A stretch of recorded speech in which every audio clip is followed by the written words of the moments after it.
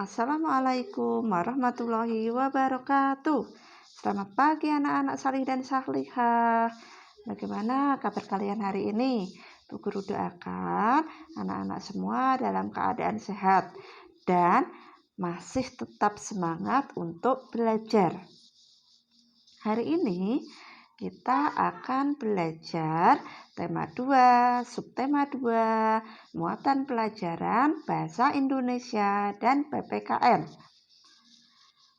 Sebelum kita mulai belajar, marilah kita membaca doa terlebih dahulu dengan membaca bacaan basmalah. Buat hitungan ketiga, kita mulai membaca bacaan basmalah bersama-sama. 1, 2, 3. Bismillahirrahmanirrahim.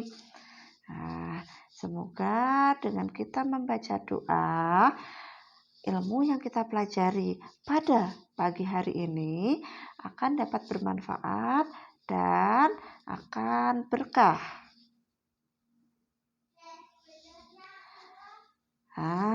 Hari ini kita akan belajar tentang membaca dongeng dengan tepat.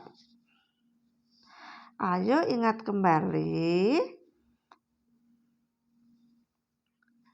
hal-hal apa saja yang perlu kita perhatikan pada saat membaca teks dongeng. Ada apa saja ya? Masih ingat atau tidak? Ya, hal-hal yang perlu kita perhatikan dalam membaca dongeng, yang pertama yaitu adalah lafal. Yang kedua ada intonasi suara. Kemudian yang ketiga ada tanda baca. Membaca dongeng dengan tepat itu harus memperhatikan lesti. Apa itu lesti?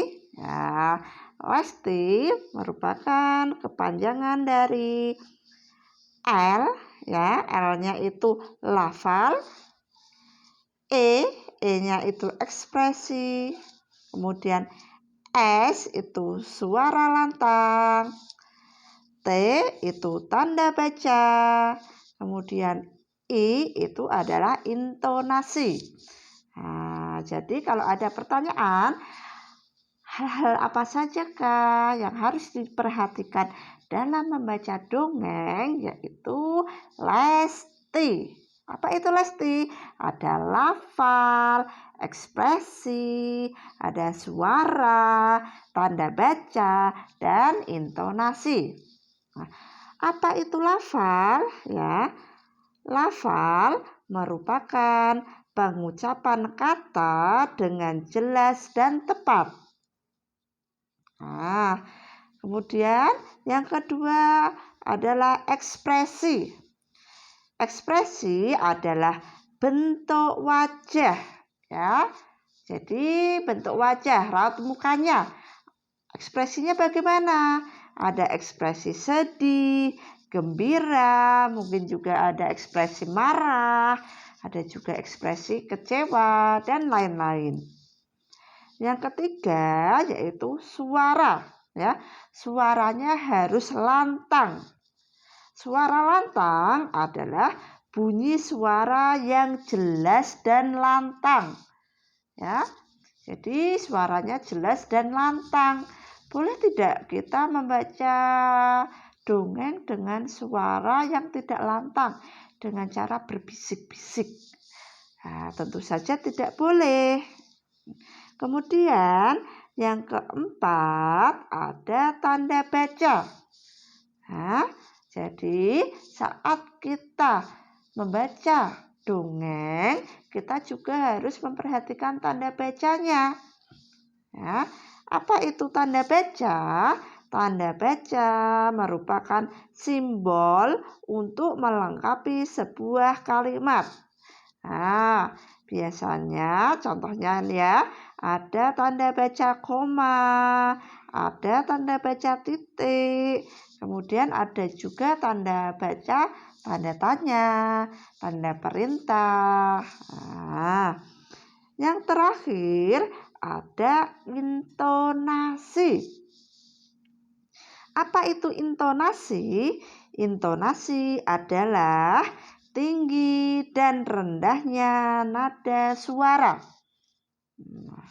Jelas ya? Kalau sudah jelas, Buata lanjutkan. Sekarang kita akan belajar tentang pesan moral. Nah, dalam suatu dongeng itu terdapat pesan moral, ya. Ingat, pesan moral itu ya selalu memberikan pesan yang baik. Nah, biasanya dilihat pada akhir cerita. Ya, bisa juga dilihat dari sifat tokoh utama. Itu tadi adalah pesan moral.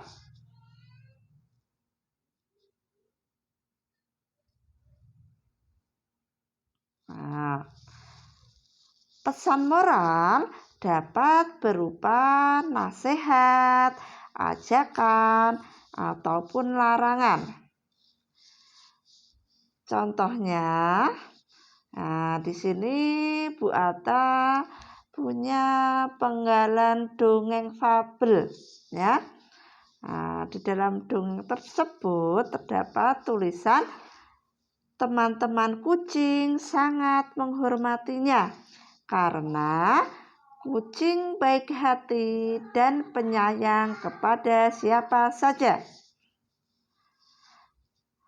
Pesan moral dalam dongeng tersebut adalah jadilah seseorang yang baik hati dan penyayang kepada siapa saja. Nah,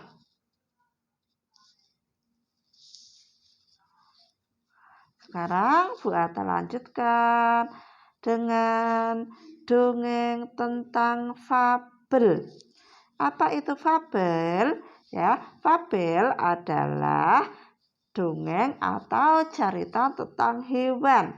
Ya, biasanya tokohnya adalah hewan. Ya. Fabel juga berisi pesan atau amanat. Amanat yang sudah kau temukan dapat kamu ceritakan kepada orang lain.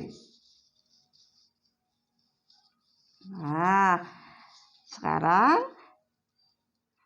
menemukan pesan dari fabel. Yang pertama, cerita tentang hewan dikenal sebagai fabel. Ya, cerita dalam fabel biasanya mengandung pesan-pesan tentang kebaikan. Fabel juga memiliki latar dan alur seperti dongeng lainnya. Ya. Nah, itu tadi muatan pelajaran bahasa Indonesia tentang dongeng. Nah, sekarang Bu Ata lanjutkan pelajaran yang kedua, yaitu pelajaran PPKN tentang keberagaman sifat individu dalam kehidupan sehari-hari. Nah, perhatikan. Setiap orang memiliki sifat yang khas. Meskipun berbeda sifat, kita harus menerima dan menghormati perbedaan yang ada. Perhatikan gambar berikut. Nah, ini ada gambar apa ya? Nah, di sini ada gambar anak-anak yang sedang melakukan diskusi atau bekerja sama mengerjakan pekerjaan kelompok. Nah, dari gambar berikut terlihat ya, anak-anak sedang melakukan diskusi. Walaupun berbeda sifat, mereka tetap saling bekerja sama. Nah, misalkan di sini ada Siti, Edo, Lani, dan Udin sedang berdiskusi. Ya, Siti memiliki sifat penyabar, sedangkan Udin memiliki sifat pemarah. Walaupun mereka berbeda sifat, ya, mereka harus saling menghormati dan saling bekerja sama. Tidak boleh saling mencela. Karena kalau kita saling mencela akan timbul perpecahan. Ya, kalau timbul perpecahan maka persatuan dan kesatuannya akan tercerai-berai. Apa sifat yang kamu miliki? Apa yang dimiliki teman sebelahmu? Misalkan Mbak Aura mempunyai sifat yang ceria. Temannya misalkan Mbak Aulia. Mbak Aulia mempunyai sifat yang pendiam. Boleh tidak saling mencela? Jawabannya tidak boleh. Walaupun berbeda sifat, kita harus saling menghormati agar tetap tercipta persatuan, kerukunan, dan ketentraman. Jelas ya? Nah, sekarang keberagaman sifat anggota keluarga di rumah. Ya, walaupun kita dalam satu rumah, ya, setiap anggota keluarga itu memiliki sifat yang berbeda dengan anggota keluarga yang lainnya. Semua anggota keluarga sebaiknya saling memahami dan menghargai setiap perbedaan sifat. Ya. Dengan adanya keberagaman, kita dapat belajar untuk saling menghargai satu sama lain. Jadi, misalkan kalian punya kakak atau adik, boleh tidak kita saling berdebat, kita saling bertengkar? Tentu saja tidak boleh. Karena kenapa? Apalagi dengan adik atau dengan kakak, kita itu saudara. Kalau saudara itu tentu saja sangat tidak boleh bertengkar. Kalau bisa malah saling bantu-membantu dan saling bekerja sama. Jelas ya untuk pelajaran PPKN? Kalau sudah jelas, buat akhiri pelajaran pada hari ini. Buat ingatkan, tetap jaga kesehatan, tetap jaga kebersihan, dan tetap jaga jarak.